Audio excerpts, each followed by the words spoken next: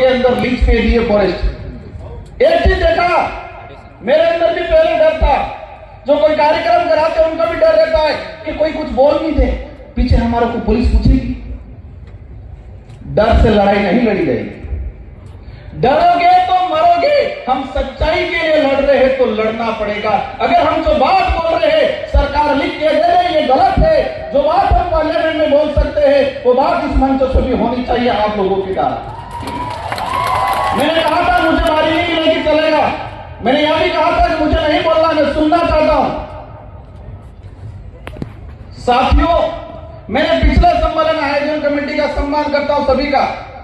मैंने पिछली बार में क्या कहा था कि हम जो हर साल आयोजन करते हैं, जितने जो वक्ता अपनी बात रखते हैं, एक मेमोरेंडम बनाए, प्रस्ताव बनाए और वही डेलीगेशन राष्ट्रपति से मिले, प्रधानमंत्री से मिले, सारे राज्यों के मुख्यमंत्री से मिले। ये करना पड़ेगा। बाकी हम सांसद बन जाएंगे, विधायक बन जाएंगे, इनमें से बेटे फिर जो जिनके मंशा है वो बन जाएंगे, होना कुछ नहीं। देश के अंदर 47 आदिवासी सांसद आते हैं। मेसा कानून 2.5 से 3 करोड़ आदिवासी नगर निकाय, नगर पालिका क्षेत्र के अंदर आज अतिक्रमणकारी के रूप में इसकी पहचान की जा रही है। 2.5 से 3 करोड़ आदिवासी म्युनिसिपल एक्ट शेड्यूल्ड एरिया के अंदर स्पष्ट कहा गया है। और इसका मैंने पार्लियामेंट में 2001 से, साथियों एक बात का जानना आज कि देश की संसद को भी देखा है, राजस्थान की विधानसभा को भी देखा है, लेकिन हर कानून आता है जिस बजट सत्र में आता है उसी बजट सत्र में पास हो जाता है। लेकिन आदिवासियों के कानून 20 साल हो गए, 25 साल हो गए संसद में आने के बावजूद भी रुके हुए। मेसा कानून 2000 में आया, 2003 में इसकी कमेटी की रिपोर्ट आ गई और आज तक पेंडिंग पड़ा हुआ है, क्योंकि वो आदिवासी के हित का था। मेसा कानून आता तो शहरीकरण के इलाके में जो आदिवासी रह रहा है उसको विशेष राइट मिलते, उसकी जमीन रिजर्व हो जाती। मैं समझता हूं समय काफी हो गया है। इस कार्यक्रम में हजारों किलोमीटर से दूर से आए लोग, कोई 300-400 किलोमीटर से दूर से आए, कोई अमीर परिवार वाला नहीं आया इस पंडाल में, सभी गरीब परिवार से आए हुए लोग हैं। क्योंकि अमीर तो आरक्षण ले लिया, नेता बन गया, अधिकारी बन गया, अपनी मस्ती में आधुनिक सुख सुविधाओं को संभव करने में मस्त है। सारे ऐसे नहीं होंगे, 10% हैं हमारे बीच में अधिकारी कर्मचारी आए हुए, इनका सम्मान करता हूं मैं।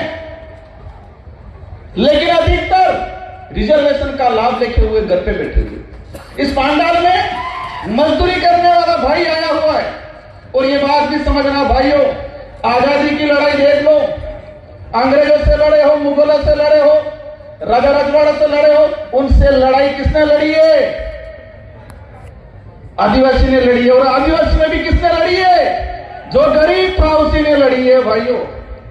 बिरसा मुंडा को हम याद करते हैं, वो गरीब परिवार से थे। संविधान सभा में जयपाल सिंह मुंडा ने बात रखी थी। और एक बात सबको जानना पड़ेगा कि संविधान सभा में अगर जयपाल सिंह मुंडा नहीं होते, 1875 का जो अधिनियम है, जो हमारे प्रावधान थे, जो 1950 के संविधान के अंदर सम्मिलित नहीं होते, वो जयपाल सिंह मुंडा को आज हम भूलते जा रहे हैं। साथियों बातें अनेक हैं, लेकिन मेरी 2 से 3 बातें आपसे अपील है। अभी तक सरकार पे भरोसे मत रहिए, सरकार को मजबूर करिए कि वो हमारे भरोसे रहे। उल्टा करना है, हम सरकार के भरोसे नहीं, सरकार समय आने पर लोकतांत्रिक जो व्यवस्था है उस दौरान हमारे भरोसे बैठे, ये पे करना है। वो कैसे करना है आप समझ जाओ। और एक चीज देखी मैंने, 13 करोड़ के आसपास आदिवासी है, इसमें से 29 राज्य हैं और 29 राज्यों में सबसे ज्यादा आदिवासी की संख्या किस राज्य में है? मध्य प्रदेश। सबसे ज्यादा आदिवासी संगठन किस राज्य में है? सबसे ज्यादा आदिवासी ST reserve MLA seat, MP seat किस राज्य में है? सबसे ज्यादा अत्याचार, भेदभाव, एट्रोसिटी, जल जंगल जमीन से उजाड़ा किस राज्य में हो रहा है?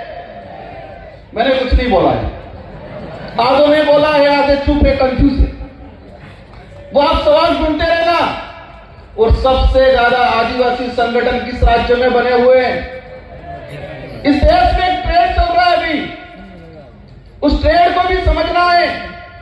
ट्रेड ये चल रहा है कि कोई सामाजिक घटना होती है, सामाजिक आंदोलन होता है, और वहां थोड़ा पढ़ा लिखा आदमी जाके तेज तर्रार भाषण दे देता है, और भाषण दे देता है तो सबकी निगाहें उस व्यक्ति की तरफ होती है, तो वो लीडर बनता है। और जो लीडर बनता है तो मनुवादी सोच के बनी हुई पार्टियां उसका शिकार करती है। क्या करती है? शिकार करती है। पहले भावतोल करती है, और भावतोल में नहीं जमता है तो वो शिकार करती है। ये हो रहा है। मैं किस राज्य में, किस देश में, किस समाज में हो रहा नहीं, लेकिन यही ट्रेंड चल रहा है कि कहीं सामाजिक एक्टिविटीज हुआ, कहीं एट्रोसिटी हुआ, कहीं जंगल जमीन की बात हुई, 50-100-500 लोग इकट्ठे हुए, एक दो नेता जाएंगे, भाषण देंगे जोरदार, उनकी वैल्यू बढ़ेगी, और राष्ट्रीय पार्टियां बनी बनाई लीडर को खरीदने का काम करती है। अगर वो नहीं खरीदा जाएगा तो वो जेल की सलाखों के पीछे होगा। अब आपको तय करना है, ये बड़ी विडंबना है। कहोगे राजकुमार रोज तो कह रहा ऐसा करना भी है, और फिर कह रहे ऐसा नहीं भी करना है।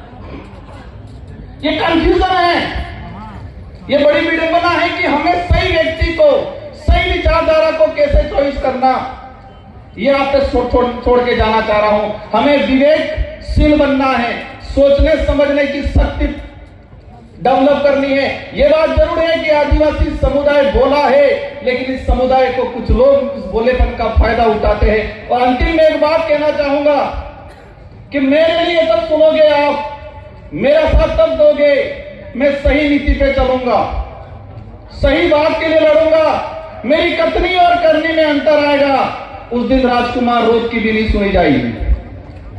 देश के अनेक संगठन हैं, आदिवासी एकता परिषद पे पूरे देश के आदिवासियों की निगाहें हैं। इस पंडाल में लाखों लोग हैं, लेकिन करोड़ों लोग यूट्यूब के माध्यम से घर बैठे हुए आदिवासी एकता परिषद के कार्यक्रम को आज देख रहे हैं। वो हमारा अध्ययन कर रहे हैं। मेरा अनुरोध है, इस छवि को बरकरार रखना, ये कारवां बढ़ना चाहिए। हमें स्वच्छ सही नीति से संगठन को चलाना है। मैं एक आदिवासी समुदाय का एक मामूली आदमी होने के नाते मेरा हमेशा सहयोग रहेगा।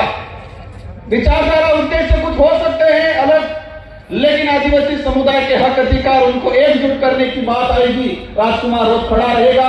लेकिन मेरा हाथ जोड़ के अनुरोध है कि कथनी और करनी में अंतर मत आने देना, नीति सही रखना। अगर नीति में मेरी और कथनी करनी में, मेरा उदाहरण ले लेता हूं, फर्क आ गया, समाज आज कारवा है, लेकिन नीति और करनी और कथनी में अंतर आ गया, पीछे कोई नहीं मिलेगा कुछ समय बाद। इस बात को ध्यान रखना चाहिए।